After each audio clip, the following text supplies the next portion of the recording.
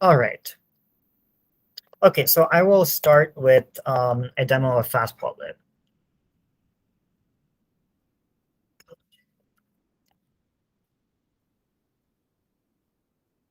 Okay, so I'll start with the basic high-level plotting API.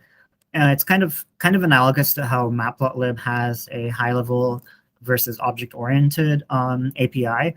So the high-level API allows you to do simple plots, and that's what I recommend using if you want to learn how to use fastplotlib. So to plot just a simple image, the first thing you do is you create an instance of plot. And with plot, you can currently plot image plots, scatter plots, line plots, and histograms. And then you define the data that you want to plot. So for an image plot, it's going to have to be 2D. So here I'm just creating some random data between the range of 0 and 255. That makes it easy for the color map, but it can be whatever range that you want, and you can then set the vmin, vmax manually. I see some questions in the Google chat. I'd recommend just putting any questions in the Slack and not the Google chat. All right. So yeah. So then, in order to make a plot with the high-level API, you have your plotter, and then the method that you call is the type of graphic you want to plot. So in this case, it's image plot.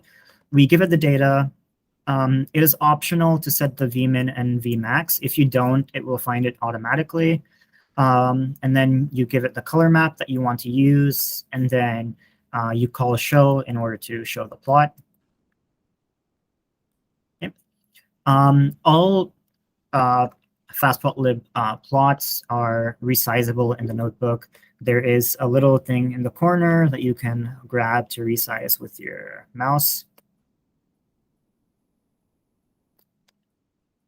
Okay, so this is a simple example of how you can update the image graphic in order to do things like show streaming video.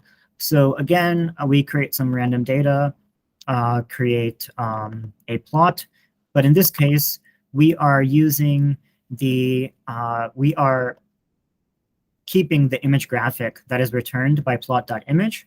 And then inside this function, we are creating some new data, and then we are updating the data in the image graphic with the new data. And then you can have as many of these animation functions as you want. And what you have to do is you have to give the animation functions as a list to plot.addAnimations. And then we can show the plot. So as you can see here, this is some streaming video. All right. And we can also share the controller across plots. Let me try and make this a bit bigger on my screen.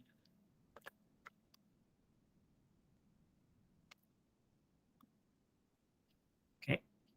And what I mean by that is you can pan and zoom things in sync. So this is going to be hard to see because my screen is a bit small. But what I've done here is this code is almost exactly the same as the code for the previous cell. The only difference is over here, for this plotter, I have given it the controller of the previous plot. So we've got this plot up here. And for this new plot down here, which I want synchronized with this one, I just give it the controller of the previous one. And what that allows me to do is I can drag pan and zoom both of these in sync.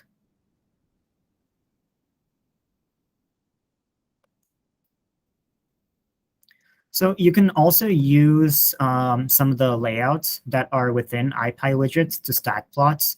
At the moment, only vertical stacking works.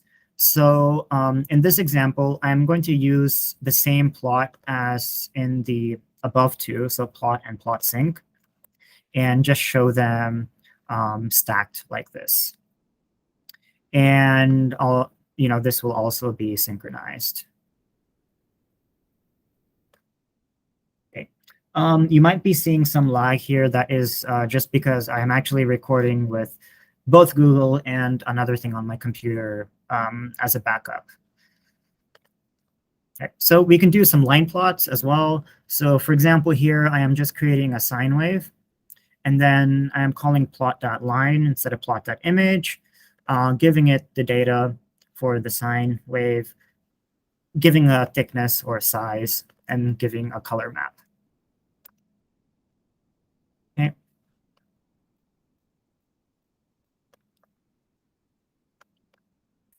And we can also do 3D line plots. So this is just going to plot a spiral. And unlike the previous plots, this can be viewed, you can drag it around in 3D. All right. So I'll move to some of the more complex plots. So you can also do some simple grid plotting. So in this example, we are creating a simple grid plot with 2 rows and 3 columns. And then I'm going to make an empty list to keep track of the image graphics. And what I'm going to do is for each of the subplots in the grid plot, I'm going to create some random image data. And then over here, unlike before, where I called plot.image, you can see how I am instead using what is the object-oriented API of fastplotlib. I've imported the image graphic class itself. And over here, I'm going to create an instance of an image graphic, give it the same exact arguments as if I was using the high-level or simpler API. And that is going to return the image graphic. And this is going to behave exactly the same as the simpler plot API. And I'm going to add this image graphic to my list so that I can keep track of it, because I'm going to make 6 of them to fill up my grid plot. And then in my update or animation function, this is going to go through all the image graphics in the list that I've created. It's going to make some new image data, and it's going to update that graphic with the new data. And then I'm going to add this animation function to my grid plot's list of animation functions, and then show it.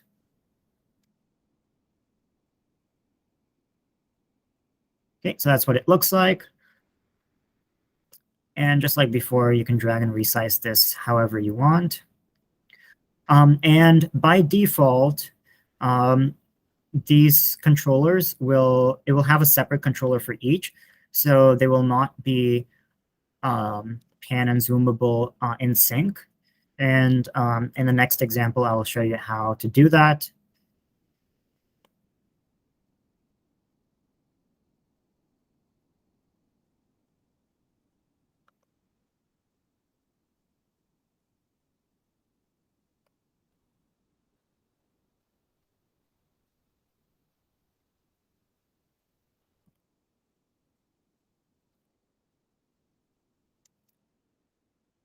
All right, so this is a more complex way of creating a grid plot. So you can specify the grid shape that you want, specify the cameras, and then you can specify the controllers as an array of integers. So the way that this works is that so this is a 2x3 grid plot, just like before. And every time that it sees the same integer, it's going to synchronize those 2 plots. So like, for example, since these 2 both have the number 2, these are going to be in sync. And likewise, these are going to be in sync. And this one are going to be independent. And then we create the grid plot. So we give it the grid shape, just like the simpler example before. The cameras that we want to use. In this case, it's all 2D cameras. I'll show you the 3D example after this. And then the controllers. So optionally, if you just want all of the plots to be in sync, instead of passing these controllers like this, you can also just pass in sync, and that's going to synchronize everything. But if you want it much more customized, you can pass in an array of integers like this. And then just like before, we have a list of image graphics, and then we want to update all of them with an animation function, and then we give that animation function to gridplot.addAnimations. So as I've shown you here with the controllers, the middle top and the bottom right should be in sync, and then the two bottom left plots should also be in sync, and the other two should be independent. So if we see here, we can see that this is independent, and then this is independent, and then you see that these two are in sync, and then that these two are in sync.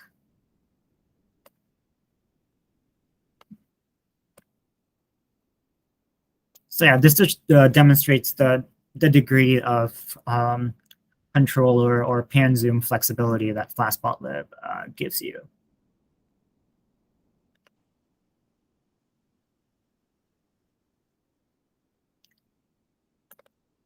All right, so the next example is just simple histograms.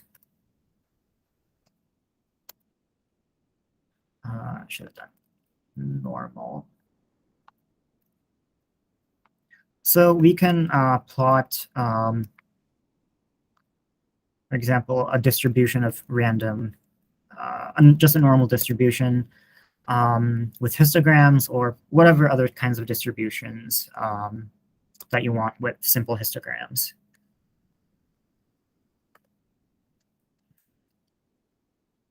And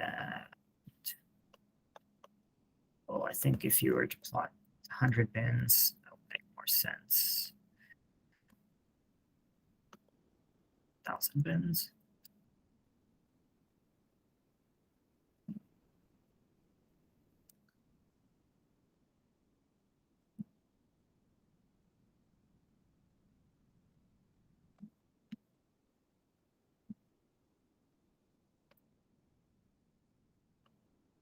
All right, yeah, so you can make some basic histograms with fastplotlib as well.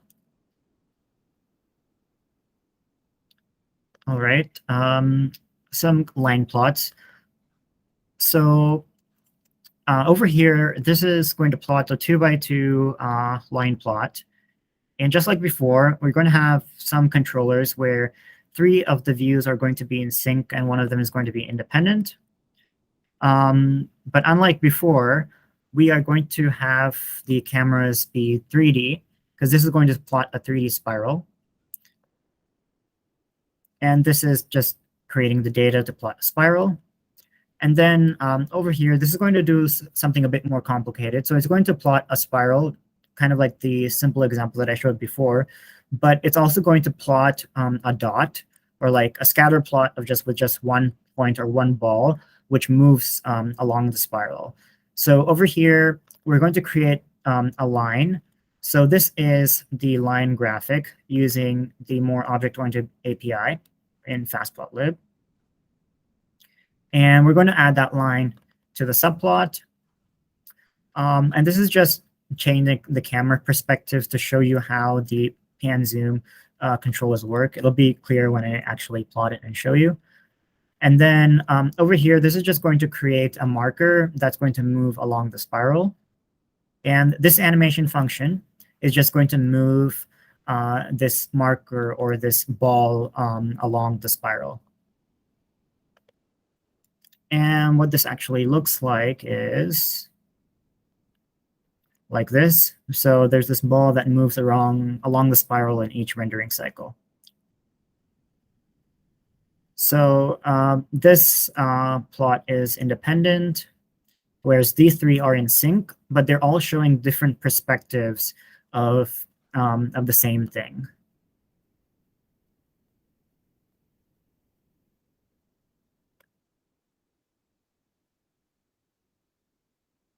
And the way that it's showing different perspectives of the same thing is basically by just like inverting the camera X and Y, depending on which plot it is.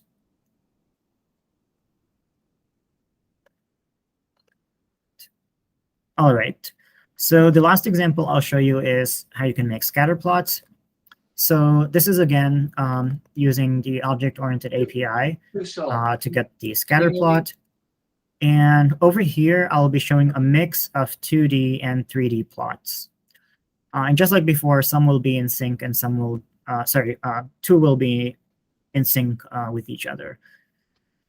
So here I'm just creating some random data of clouds in 3D and plotting them using the scatter graphic. I'm giving them the cloud data, the colors that correspond to each of the different clouds, and then a color map to color the clouds in different colors, along with an alpha or a transparency for the dots and the size. And again, just some perspective to show how you can invert cameras.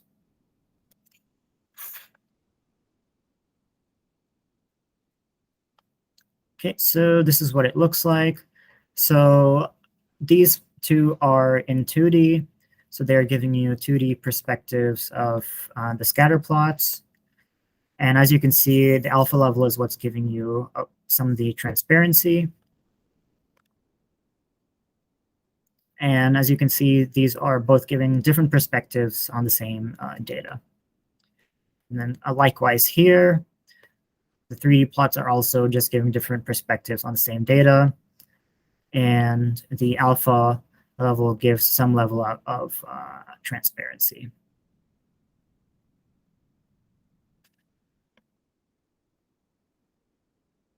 Okay, so that's basically it for the fastplotlib demos. I will pause for about 3 minutes. If anyone has questions, they can put them in the Slack or just use your mic, and well, I'll see if I can hear anything.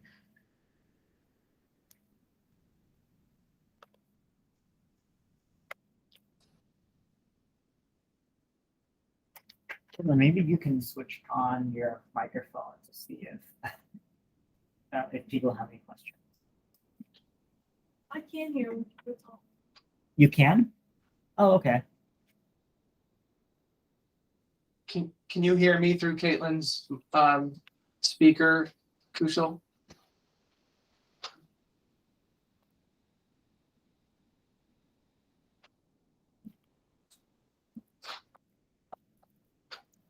My audio is up.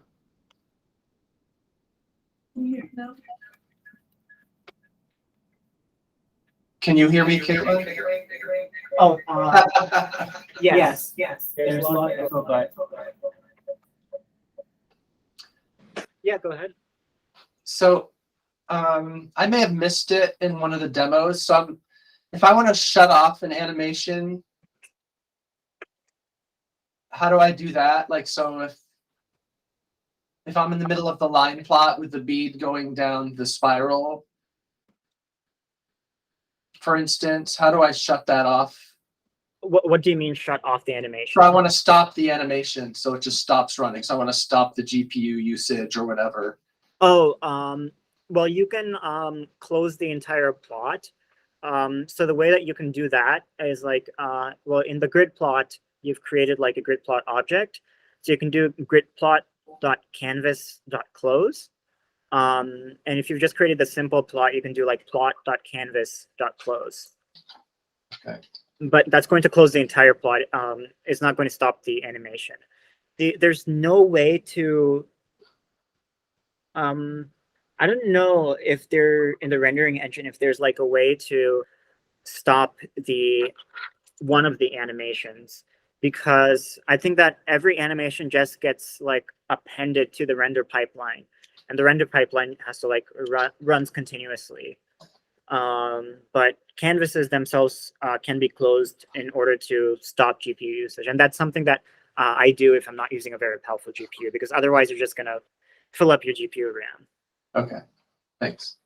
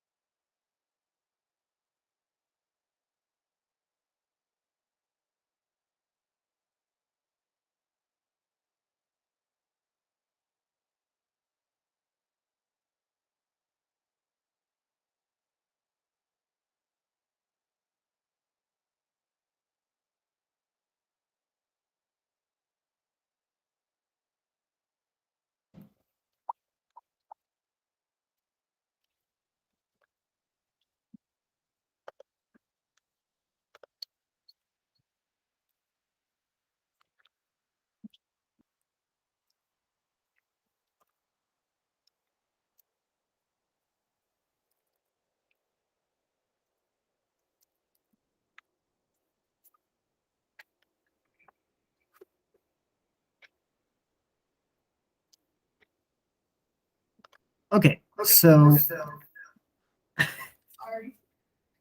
all right. I'll start with the mesmerize-core demo.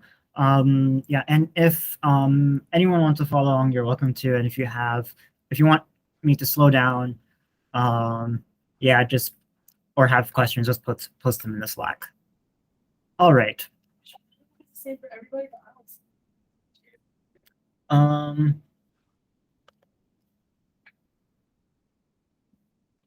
Okay, I will start screen sharing again.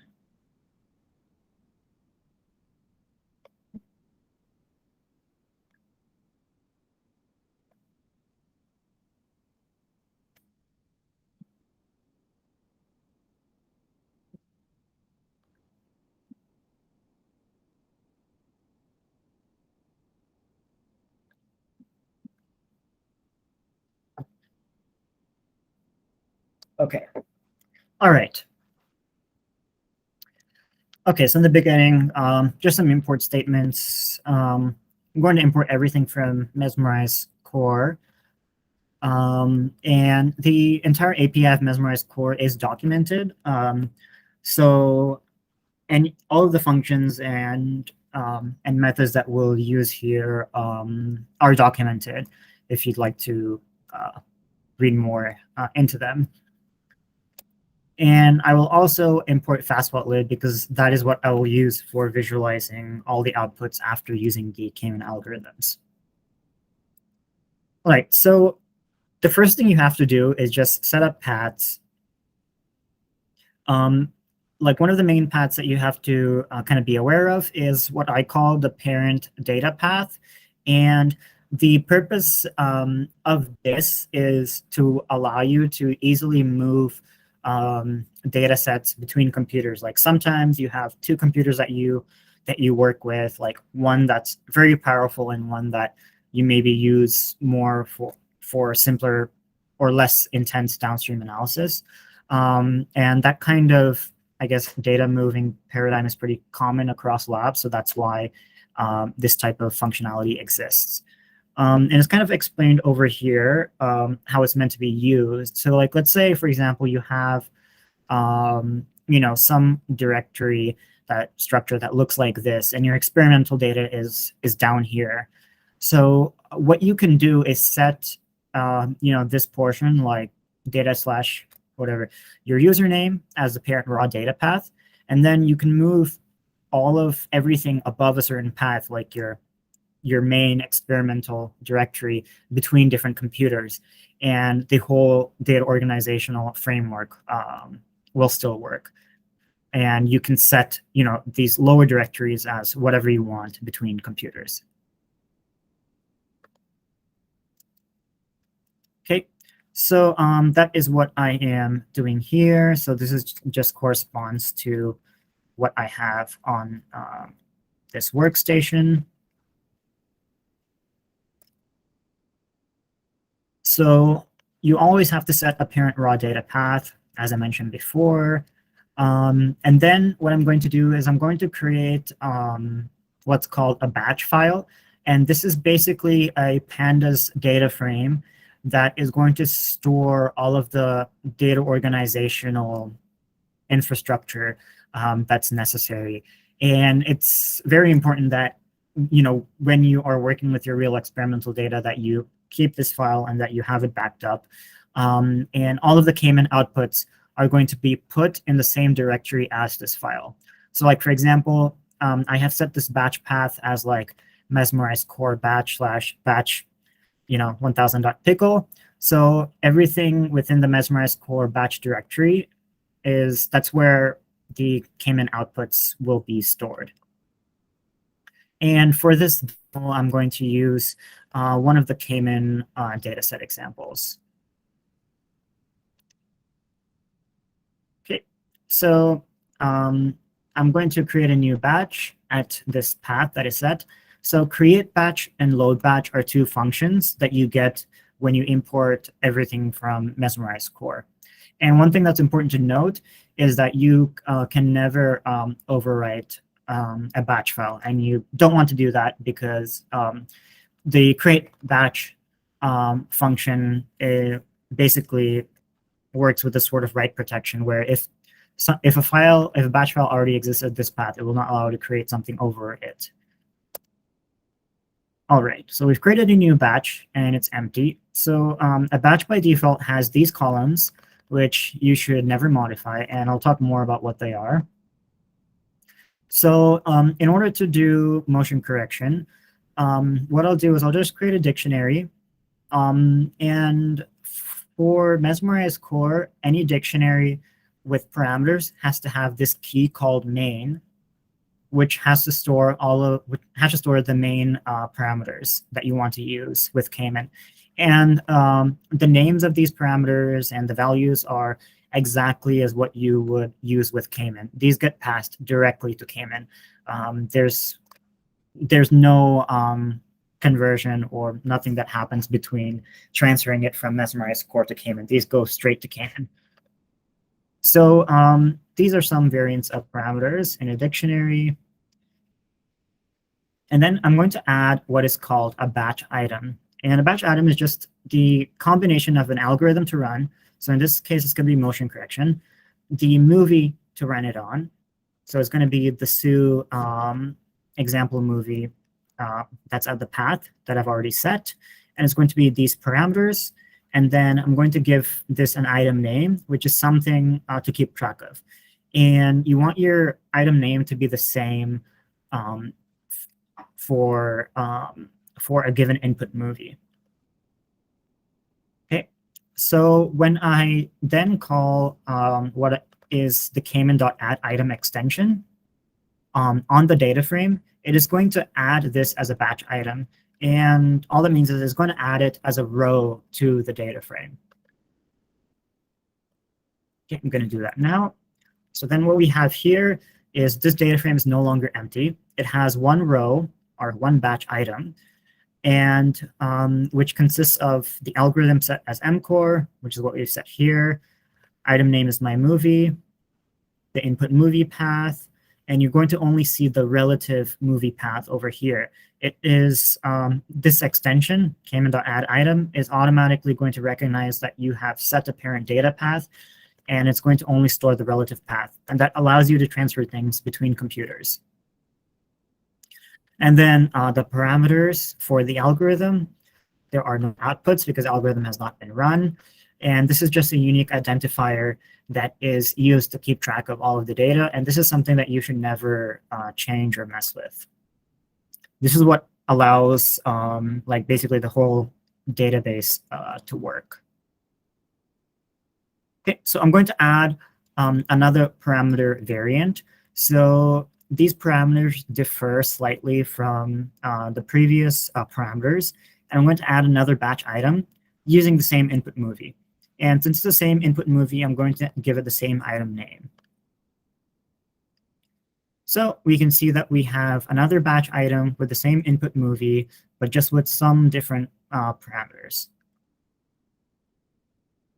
So what you can also do is use for loops or whatever other programming control flow that you may want in order to add different parameter variants. So this is how mesmerize-core basically streamlines the process of finding out which parameters work best for using the Cayman algorithms.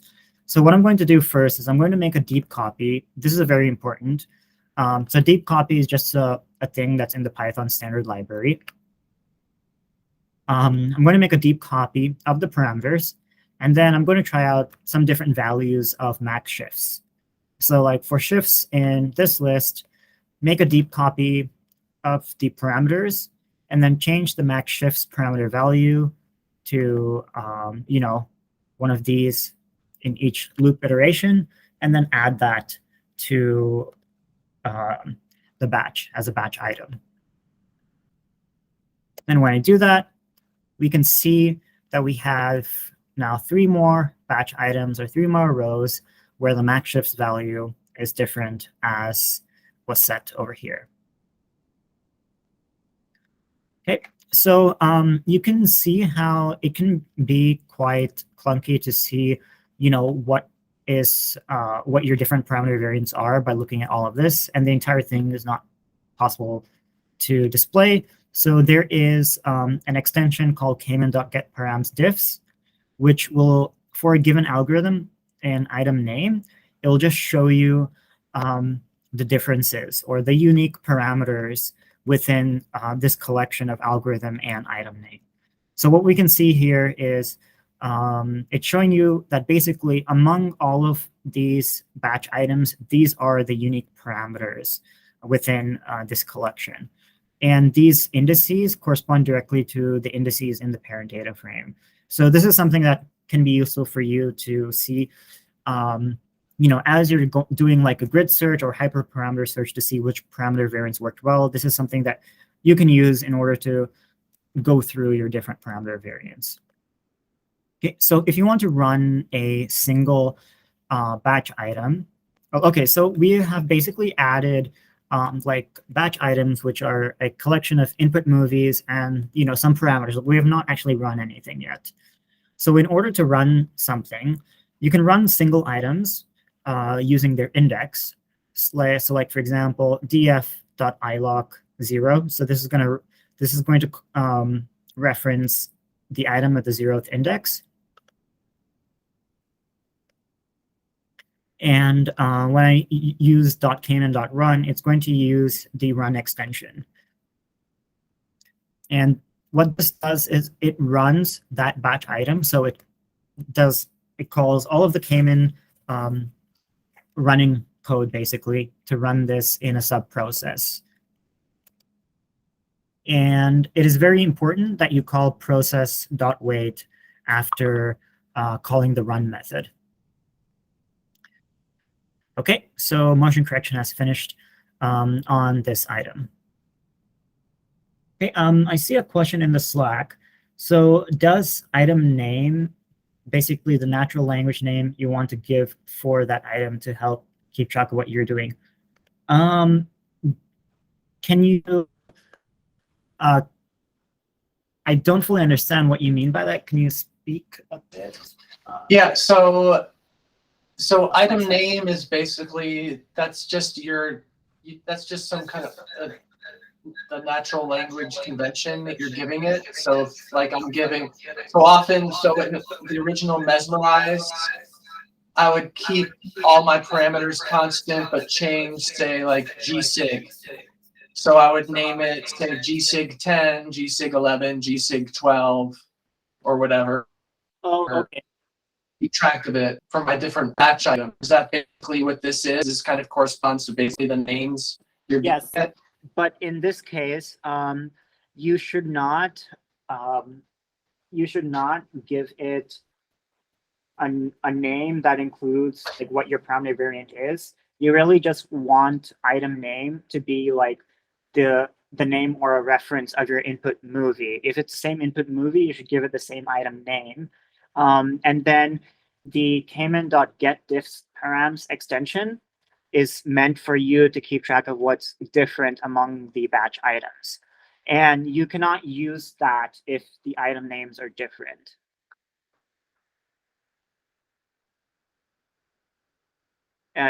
Is that clear? Yeah, I see. Yeah.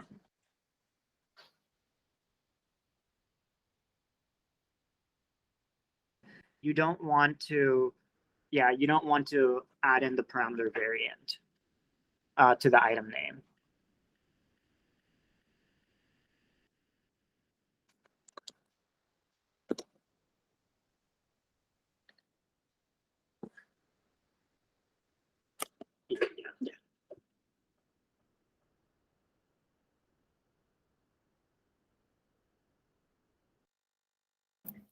All right. Okay, so yeah. So adding different parameter variants like this can, so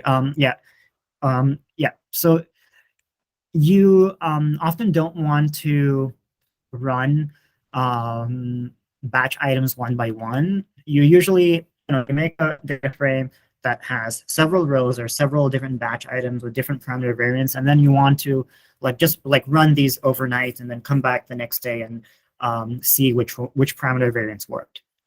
So the way that you can run multiple batch items is like this. You just use a for loop, and you just use the pandas API, like dataframe.iterRows, in order to get the various rows, and then you call cayman.run on the rows. And especially in the for loop, it's very important that you call process.wait, because otherwise it's going to launch every single batch item at once. Okay, so I will do that, and that will take a second. Yeah, if people have any questions in the meantime, this will take about a minute to run.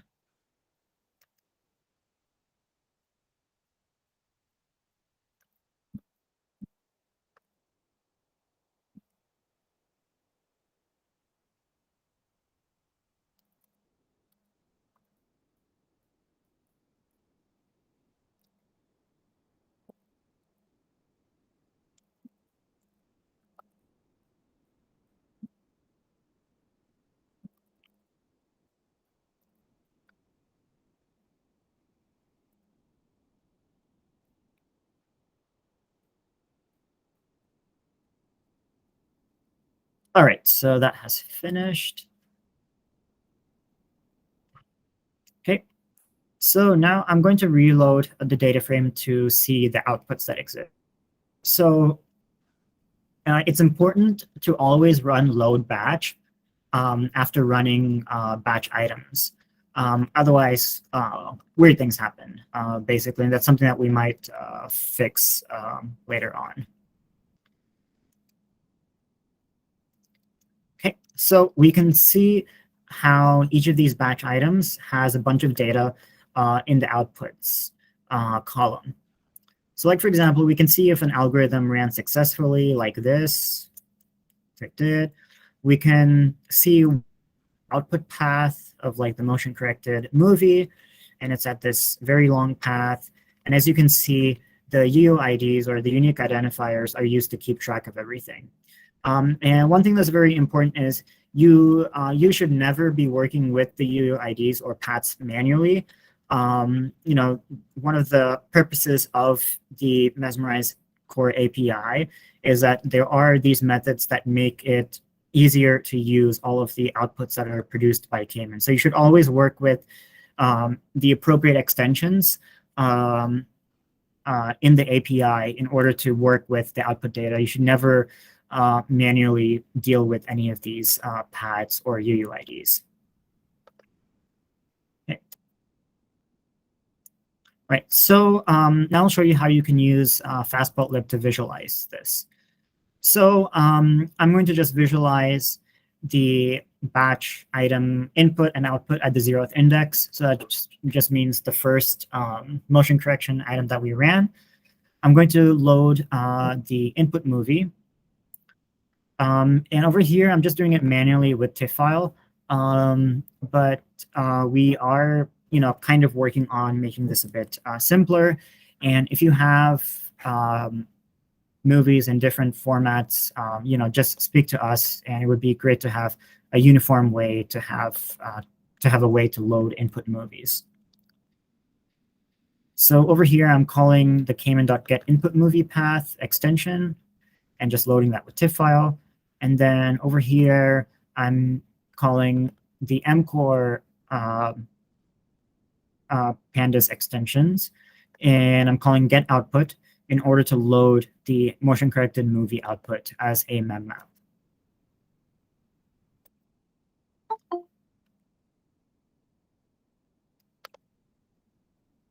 Right, so then this is going to plot the raw and motion corrected movie side by side.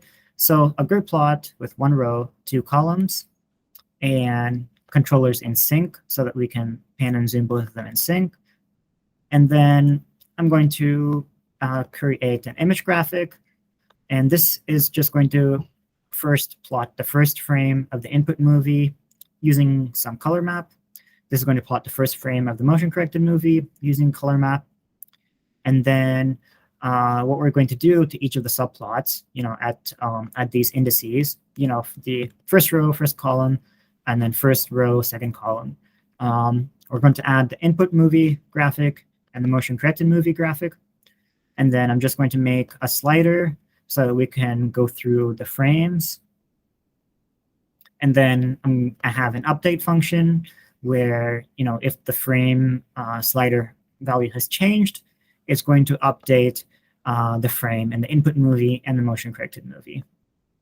And then I'm going to add this animation function to the grid plot and then just show the grid plot and the slider stacked on top of each other. Okay, so raw movie on the left, motion corrected movie on the right. This is our slider to move through it in frames.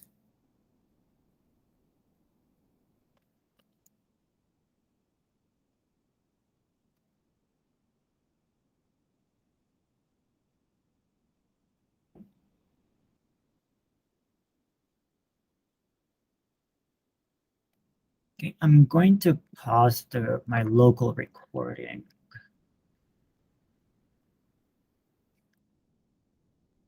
Should make things faster. All right. Yeah. So this really allows you to perform fast random access scrolling, and it works even if your movies are tens of gigabytes large, as long as you have the right method for loading your input movies. Okay, so here, this is an example of how you canvas. And I'm doing that here just because I'm going to plot more visualizations further on in the notebook.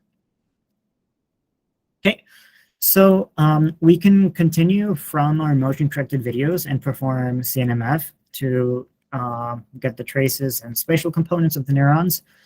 So again, these parameters are exactly as what you would use for CNMF if you're directly using K-min, because these are just passed straight to K-min. So I'm not going to speak more about all of these parameters. And just like before, we use the K-min.add item extension to add a new batch item. And in this case, the algorithm is going to be different. It's going to be CNMF. It's the same input movie, so I'm going to use the same name. And now what we're going to do is for the input movie path, I'm going to get the output path of motion correction. So this is going to give you the path to the motion corrected output file. And it is going to use that for CNMF. And then we just give it the parameters.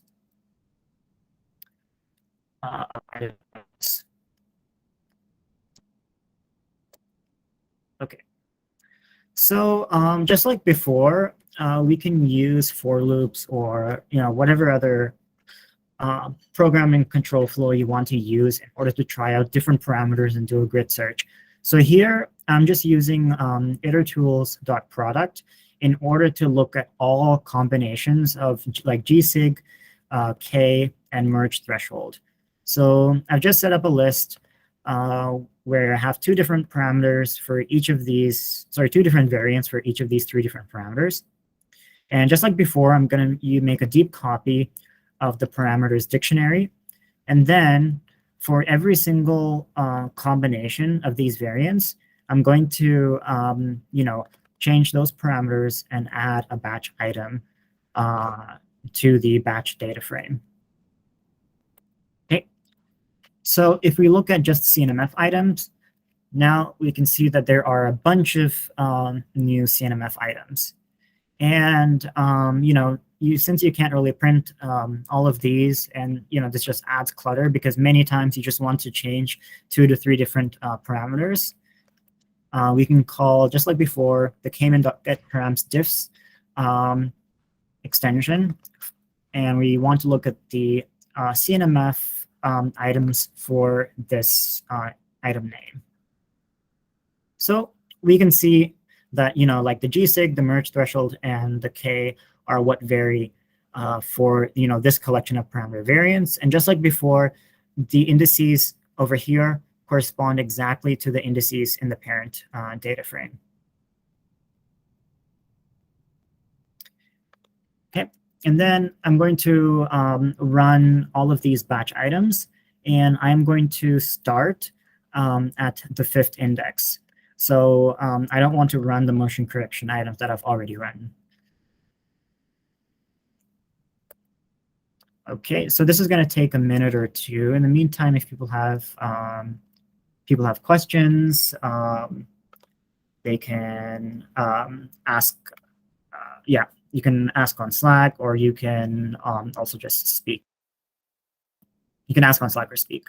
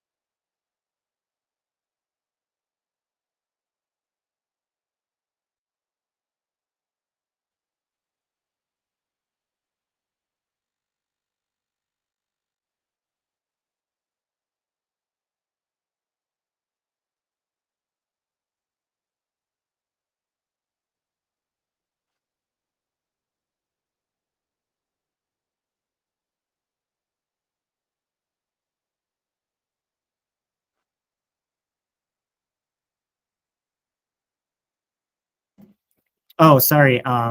It appears I was muted. Okay, I'm going to go back from up here. All right. So just like with motion correction, after CNMF has run, we can call load batch in order to reload the batch data frame. And we can see that the outputs column has been populated with entries. So, just to show you, this is like what the outputs dictionary for a single batch item looks like. For example, this is the path to the CNMF HDF5 file, the path to the CNMF memmap file. And what's important to note is that you should never work with this outputs dictionary manually or any of these paths manually or change them or modify them. And the extension functions exist in order to make all of this data easier to use. So, especially, the CNMF HDF5 path is something that you should never access like manually from the dictionary. I'm just showing you this to show you how some of the internals work. So like this will show you that, all of the outputs completed successfully.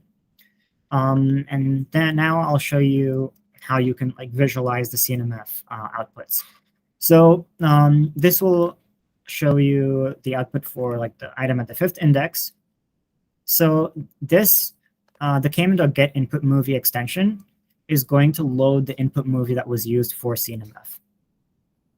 And then the CNMF.get contours extension can be used in order to get the spatial contours after CNMF, as well as the centers of mass. And if you give it an argument like component indices equals good, it's going to give you only the good components. And within here, if you use like Shift Tab in 1 sec. Right.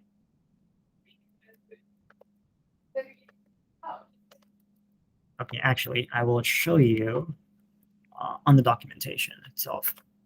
So yeah, all the documentation for the various extensions is under the API here. So like for CNMF, and then on the right here, we have like get contours. So the first argument, like component indices, we can give it a couple of different things. You can give it either like an array or a list of the actual integer indices of the contours that you want to get, or you can just give it a string of like good or bad in order to get only the good or bad components, or you can give it none or all to get every single component. So over here, this is going to give you only the good components.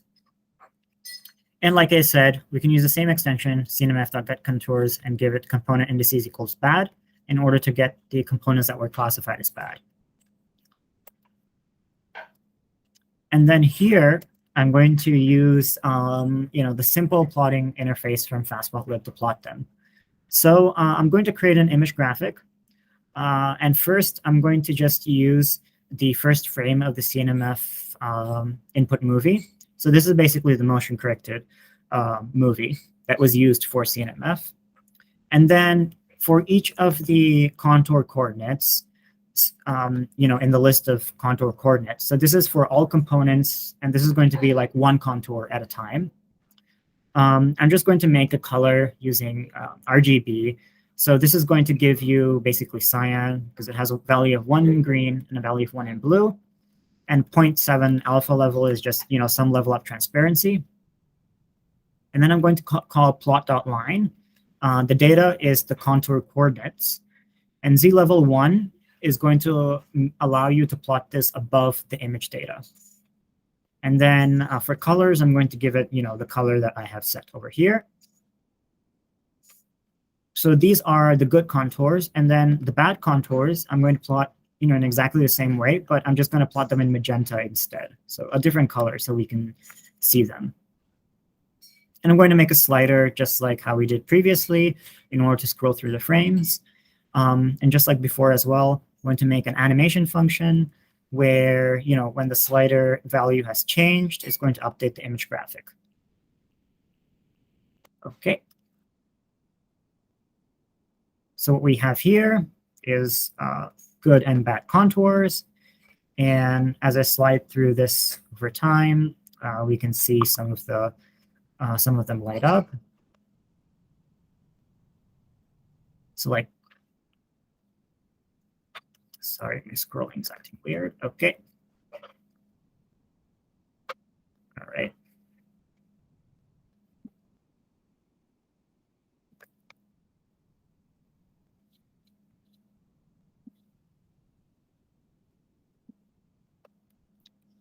Okay, so that's how you can like plot and look at your contours. And we can also, view the reconstructed movie residuals and reconstructed background.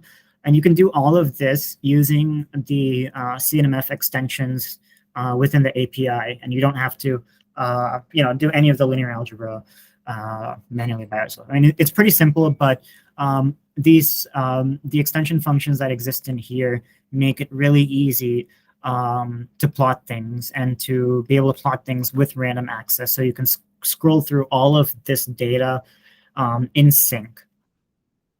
So I'm going to create a grid plot with 2 rows and 2 columns. So over here, I'm going to plot the motion corrected movie, which was used for performing CNMF.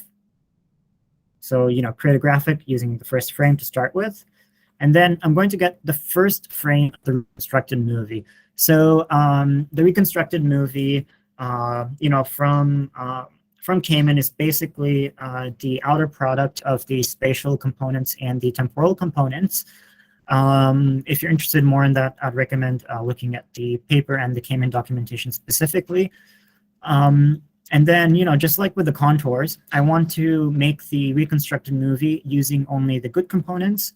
And the arguments that you would give to this are exactly the same as for contours. Like, for example, you can plot the bad components or plot everything or only certain indices by passing a list of integers. Over here, I am going to get the reconstructed movie on the fly. So the thing is, the reconstructed movie, so the reconstructed movie is made from these sparse matrices that are stored in the HDF5 file after you run and save your CNMF results. And that file, tends to be a couple of 100 gigabytes.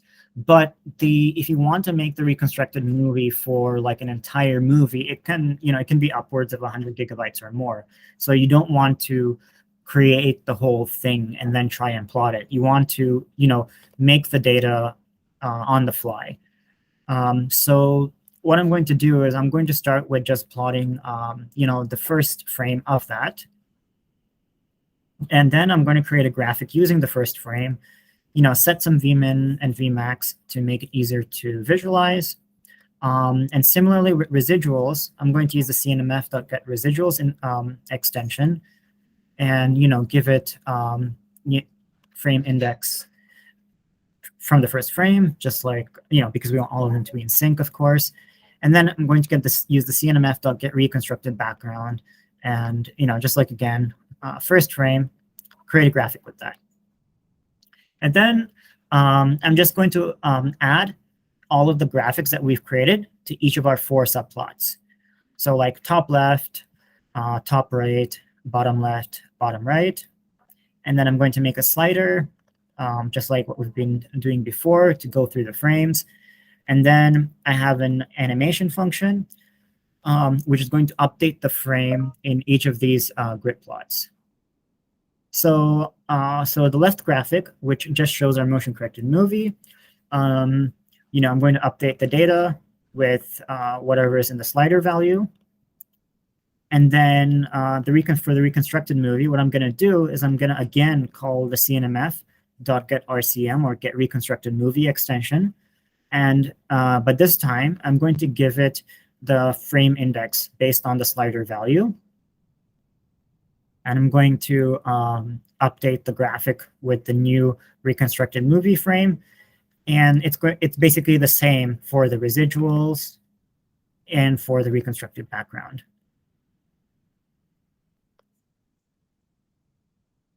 And I'll talk about it later. Okay. So this is what it looks like. So this is basically the first frame for all of these.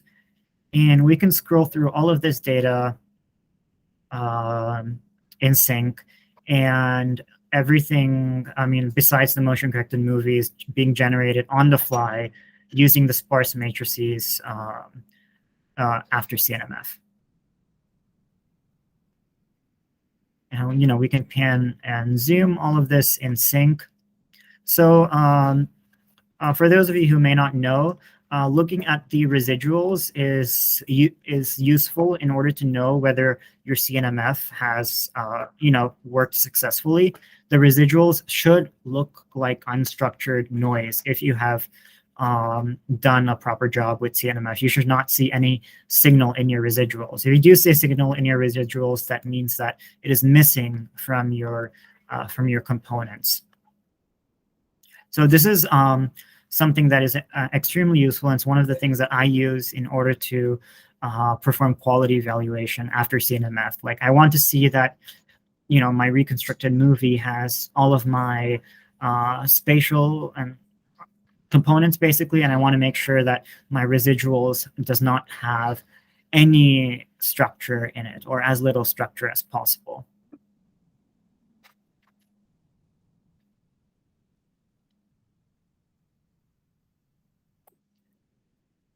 So the way that this works is that, as I said, CNMF outputs sparse matrices that are stored in the HDF5 file, and these are pretty small.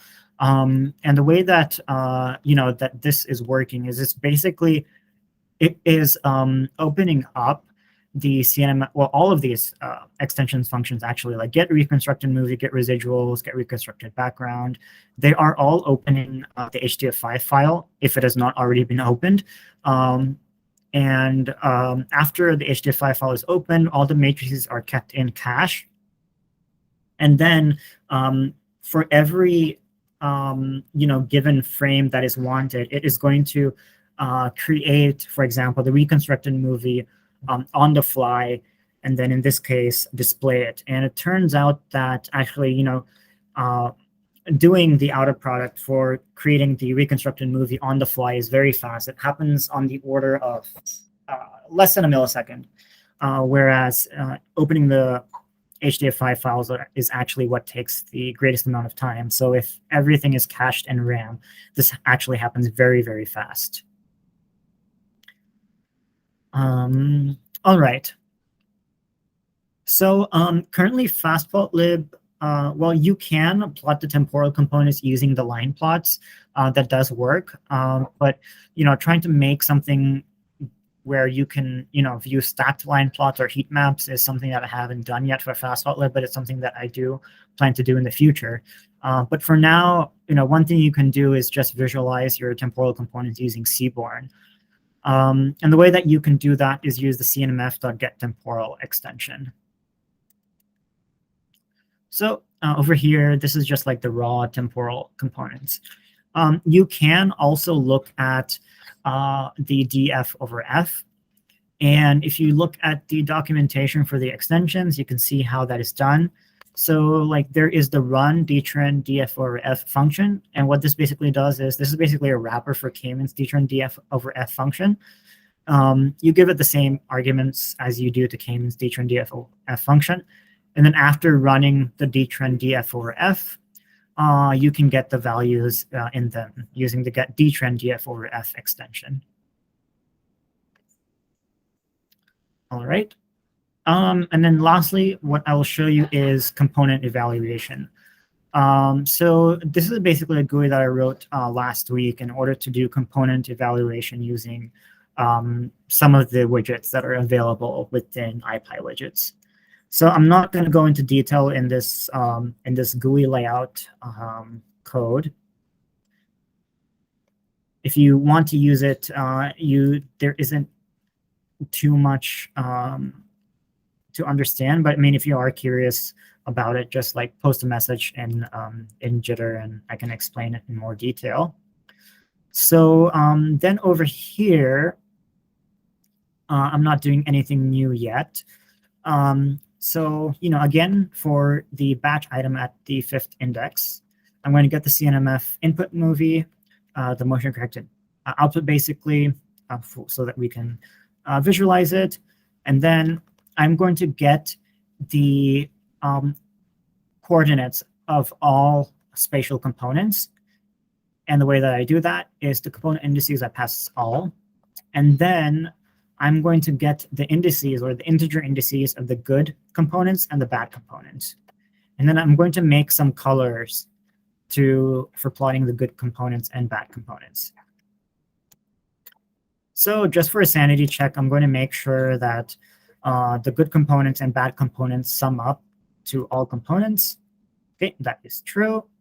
And then here is where evaluation is actually being performed. So this is just to get the evaluation parameters from the GUI that's constructed above. And here, this is just plotting code like you've seen before. And then over here, this is slightly different. So I'm going to loop through all of the coordinates for the contours. And if it is a bad contour, so if it is a good contour, I'm going to, get the color for good contours. Otherwise, I'm going to get the color for bad contours. And then I'm going to do a line plot to plot the contour using the respective color, and then add that to our list of contours. And then what I'm going to do is I have an update function, and this is going to run not only when the frame updates, but it will also run when the evaluation parameter set in the GUI changes. So this code up here is just to change the frame. And then this code down here is going to run evaluation. So the way that you can run component evaluation in mesmerize-core is by using the cnmf.runeval extension. And all you give to this is a dictionary of the new evaluation parameters. So that is explained in more detail here in the documentation. So if I go to run eval, you can see that it takes a parameters dictionary with the parameters that you want to run for a component evaluation. And the parameters that it accepts in the dictionary are all of these. And if you want to know more about all of these parameters, the K-mean documentation details what they are. Basically, for example, these are signal to noise ratio parameters. This is a CNN thresholds for the convolutional neural net. And I think RVAL thresholds are the spatial consistency thresholds. All right.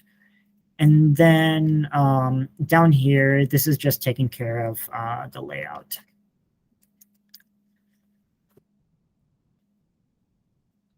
Okay, so here we have our good and bad components plotted in cyan and magenta as before. And we can, scroll through these in frames. But what we can also do here is with this evaluation GUI here, we can interactively change these parameters and see how it changes what is an accepted as a good component or bad component.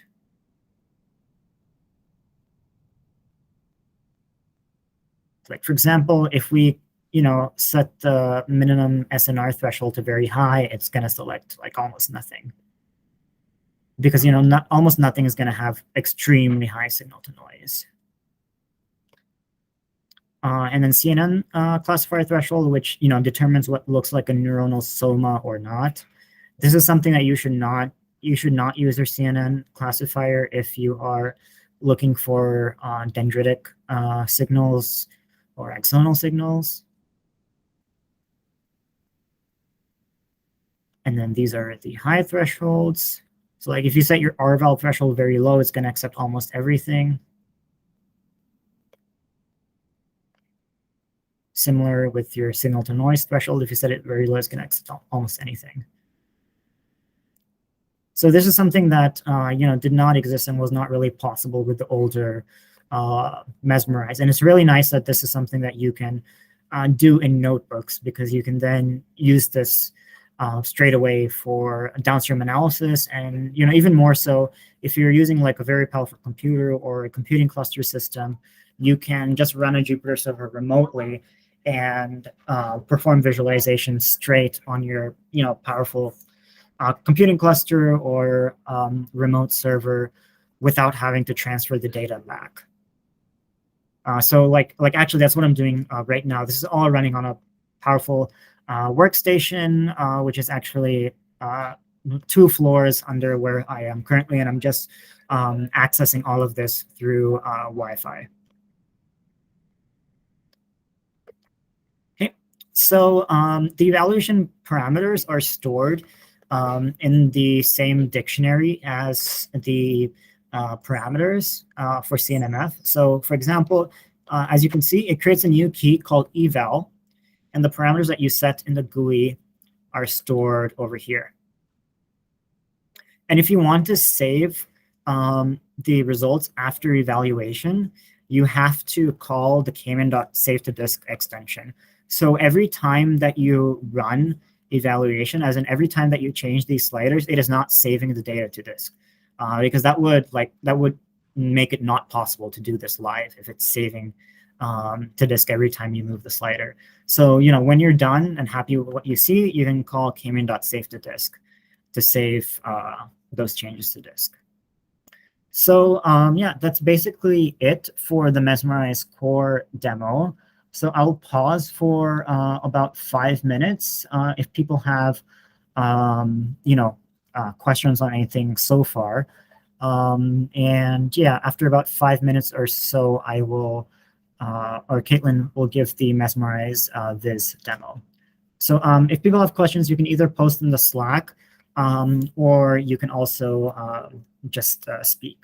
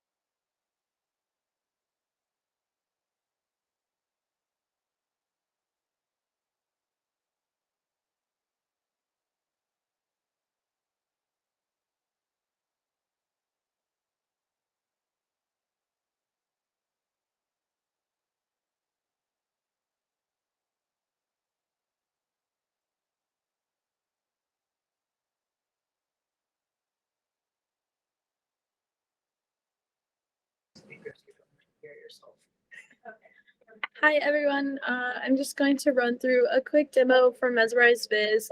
As Kishal mentioned earlier, it's kind of like a work in progress, but it should help a lot with some more of like the visualization stuff, like using fastplotlib for these outputs with mesmerize-core. In general, fastplotlib is really powerful in creating these graphics and these visualizations like very quickly, but a lot of times, like when you're working with mesmerize-core, you're going to be looking at batch items with all different parameters, and to use fastplotlib, you have to have a lot of like underlying plotting code that hopefully mesmerize-viz will take out of the way so that you don't have to have repetitive code all the time. So just a brief introduction. Mesmerize-viz runs in JupyterLab Notebook, and it allows you to look at some of the outputs from mesmerize-core, some of those extensions from batch items in a data frame. It runs on fastplotlib, and it just like streamlines the process of like visually examining the results from mesmerize-core and CNMF with like different parameters for a given input movie. It's especially useful for that. And like I was saying, it just alleviates the process of writing lots of plotting code that's really repetitive. So the general structure of what it looks like, this is just like a photo example, but essentially what it would look like is you would have like a list of your batch items in this widget tab here. And then like also for when a selected item, like when you select item, you also are given access to like the UUID associated with that item, as well as the parameters. So for MCore, you would see the MCore parameters, CNF, you would see those, as well as the output paths associated with like various extension, like where those outputs are stored. And then basically, depending on what is selected or what has been like coded for in the back end, you see those outputs in a grid plot. So in this particular, you have like the raw movie, and then beside it, you have the motion corrected movie, as well as the downsampled average movie. And then you also have like a mean correlation image as well. So that is just like the general how it would look if you like ran, like if you used mesmerize-core, as well as like this frame slider so that you can like basically like scroll across a movie by frame.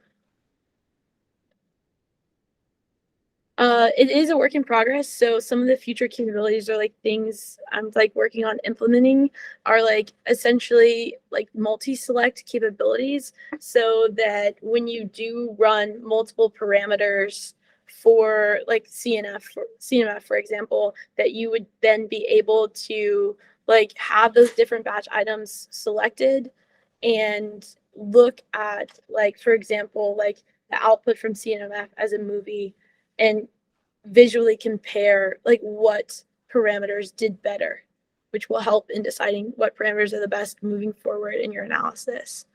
As well as that, in general, like having drop-down selections for each like subplot in a grid plot so that you can choose like what outputs that you're looking at, whether that be like the raw movie, the CNMF outputs, as well as various other extensions that are for MCore and CNMF.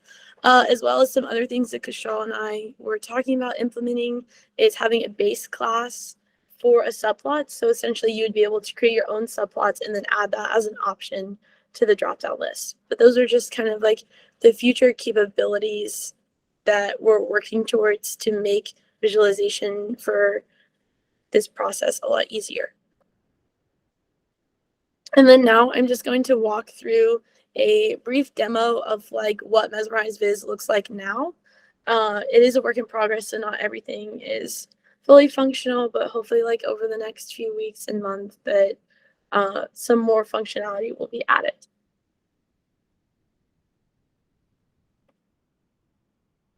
So essentially I've used the same movie that Kishal showed in the demo. I've just already like run motion correction and CNMF using some like various parameters just to like provide some like examples into like mesviz, like what the batch list will look like. But theoretically, you could have a batch list of like many items that you're like scrolling through. So just to restart the kernel.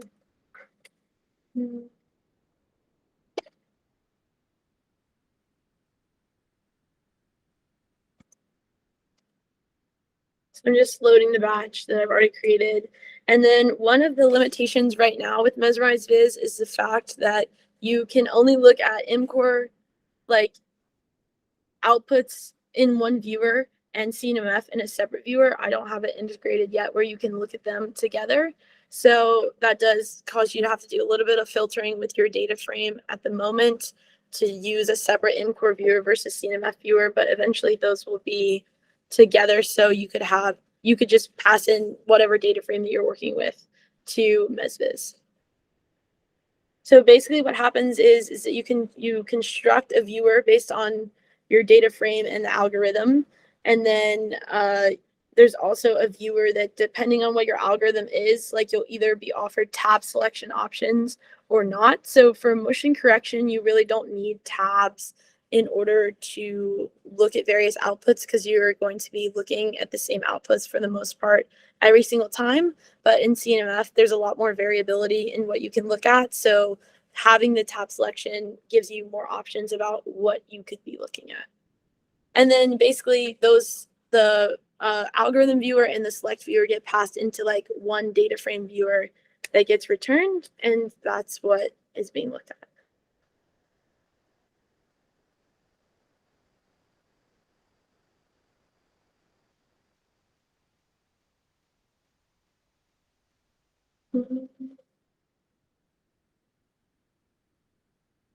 Interesting. Sometimes it takes a second to load.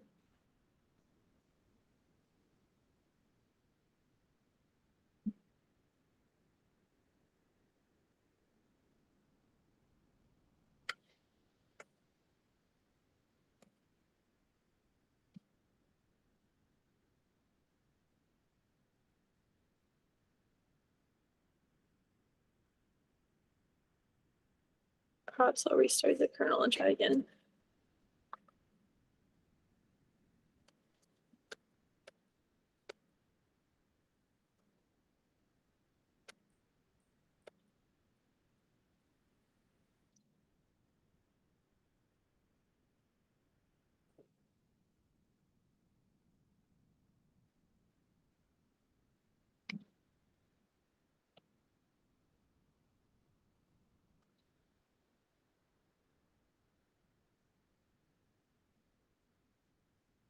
Sorry, it might be a VPN issue that we were having earlier. Okay, just wait.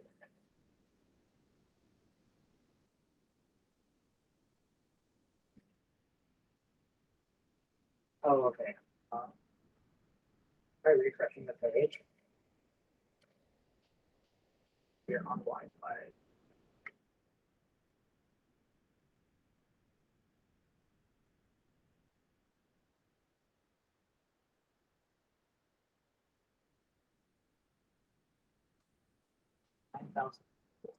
Mm-hmm. If you give me your token, you can just do it from here. Okay. Yeah, I guess it's just the network being weird. Yeah. I can Slack it to you.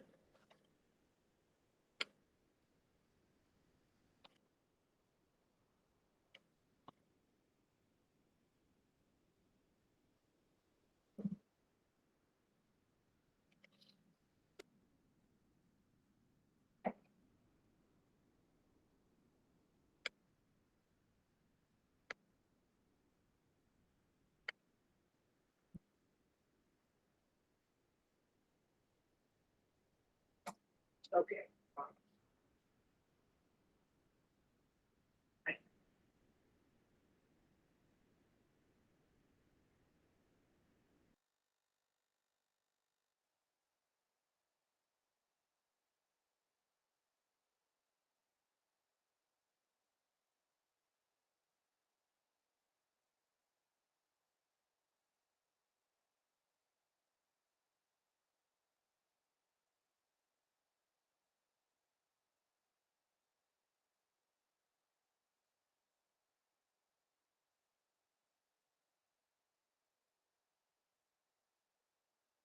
All right.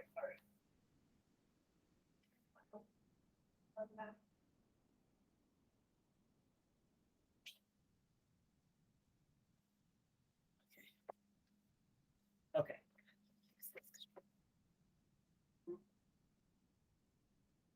Okay. Sorry about that.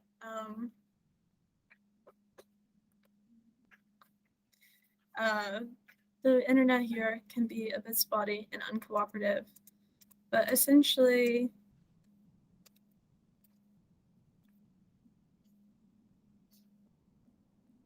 loading these things, and then you should be able to see a viewer. But it may take a moment.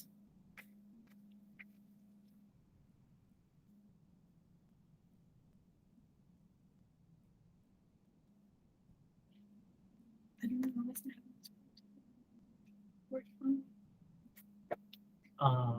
Okay, the first thing.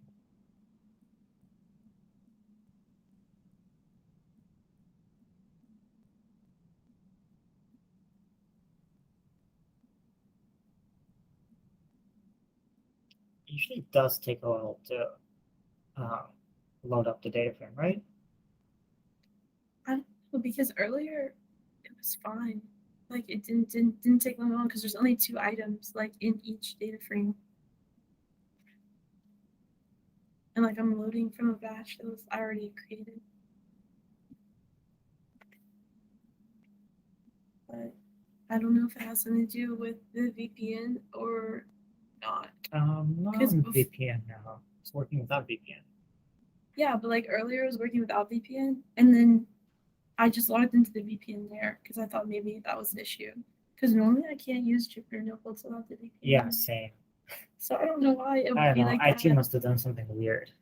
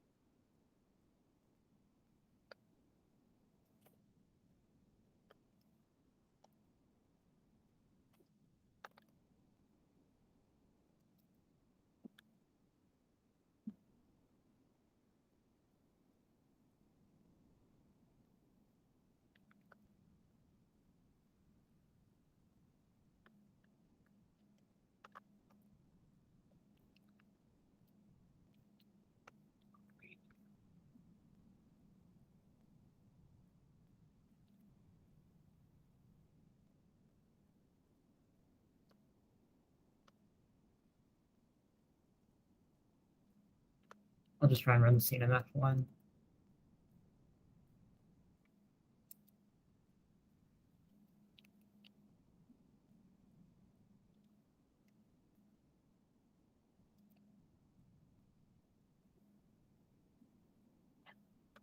It might just be the Wi-Fi. Otherwise, you can explain using this as a backup. Yeah, true. It won't show the tab selection, but that's okay. Yeah, just wait 30 seconds for this. How long does it usually take to show up? Like usually it's like pretty instant. Oh. So I don't know if it's just because I Okay. had the notebook open for so long. Like I don't. No, you killed the kernel, so that won't do it. Okay. Well, I guess you can explain it using that. Yeah. Sorry about that. I think the Wi-Fi or something is just not working properly. But essentially, like for the motion correction one, this is like what Kashal showed earlier will be what a motion correction will look like. So basically, like you have the data frame and then you can select through different items and you'll have your parameters so that you can view those as well. And then you'll have general like fastplot capabilities of like zoom and like changing the size of the grid plot. And then you can select across various items like in your batch list. And then CNMF will look the same, except CNMF just has the added capabilities of you'll have tab selection to choose what outputs that you want to look at. And so that's like the basis of what it is now. And then over the coming months, it will have better functionalities. Unfortunately, because the Jupyter Lab notebook isn't working, I can't show you the like where CNMF has like previously where Kashal was showing the contours and stuff, like what that would look like with CNMF. But that's the gist of mesviz, so it alleviates having to write like repetitive code for showing grid plots for different batch items. All right, so that's basically it. We'll be here for like another 15 minutes. If people have questions, you can either speak, directly or put them in the Slack. Yeah, thanks everyone for attending. And like I said, all of this is, is very new. We do expect there to be, some growing pains over the next coming months, probably, especially with installation and things like that. And yeah, that's basically it. Thanks.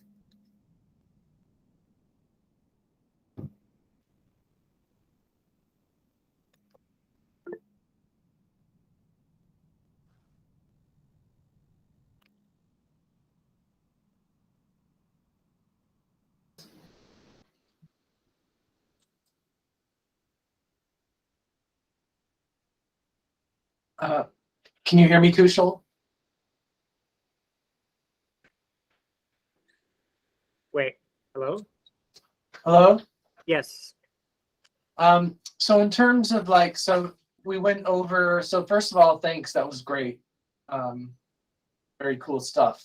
Like it's great being able to do this in Jupyter, so thanks a lot. That's really exciting stuff.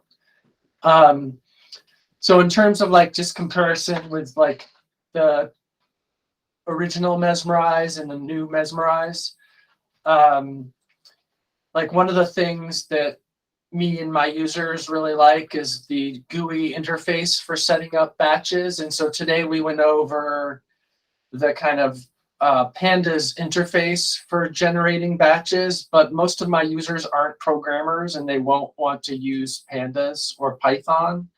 So what is the plan for, and I know we've talked about this some, so what is the plan for kind of a more widgety kind of interface for interacting with batches and batch management, that kind of thing? I'm not going to make any GUI for like adding parameter items, because I really do think that the barrier to doing that is very low, because you just have to create a dictionary and then call one function, add item, and then like use for loops, if you want to make things easier. So I think it would, I mean to me and Caitlin, it would be a waste of time making a GUI for that.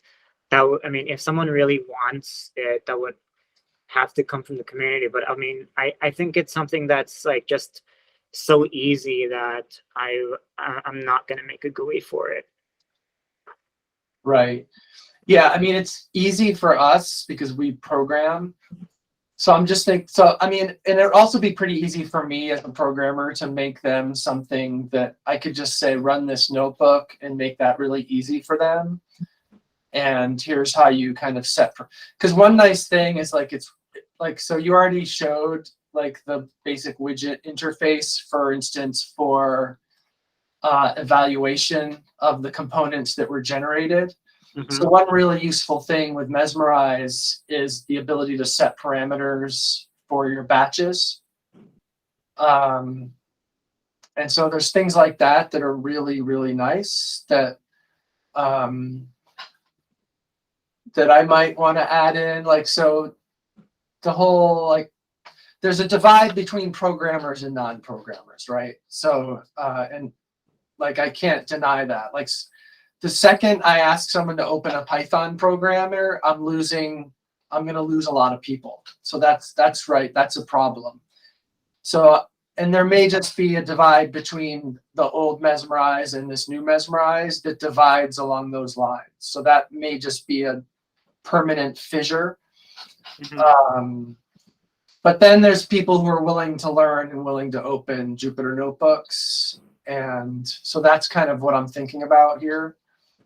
And then for that group, you'll have people who are willing to kind of do things in Jupyter who aren't programmers, but are at least willing to kind of do basic things.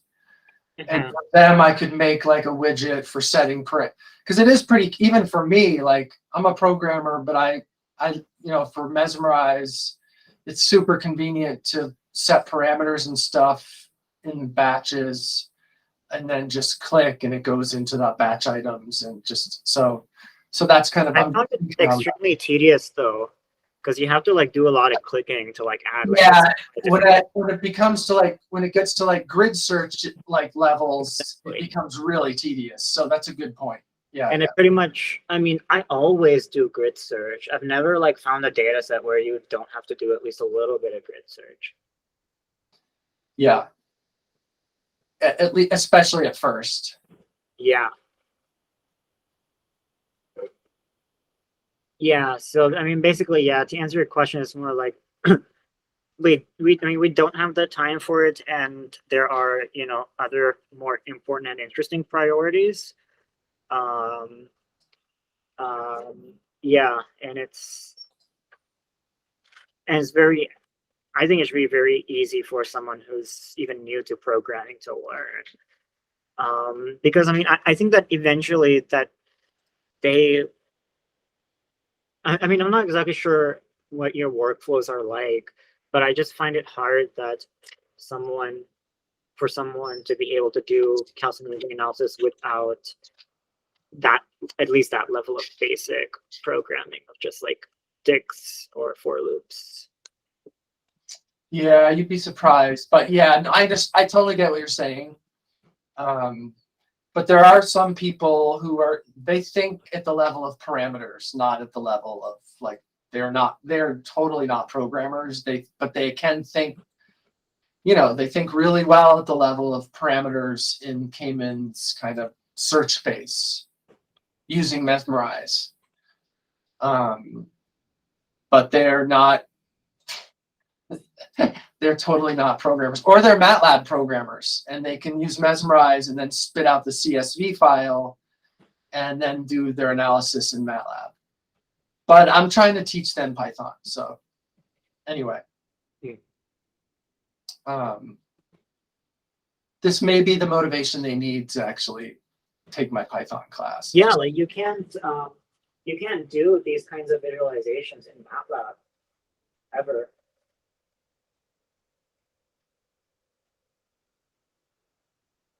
Hello?